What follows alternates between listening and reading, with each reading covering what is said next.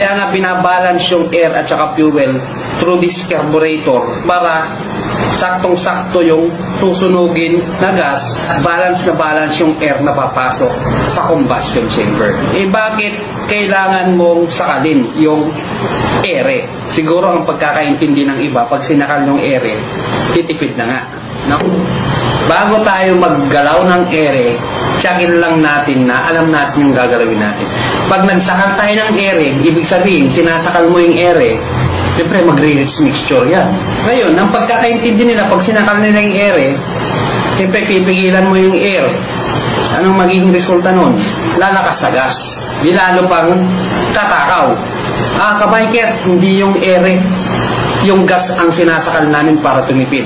Punta na lang tayo sa gas. Sa gas, pag pinigilan mo yung gas, anong magiging resulta ng mixture ng air at saka fuel? So, magiging lean.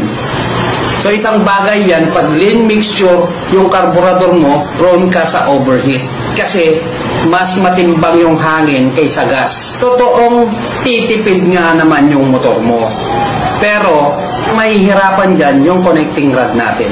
Kasi, pag ang sineset niya ko konti lang na gas, no, malamya yung pagkilos ng connecting rod sa combustion chamber natin.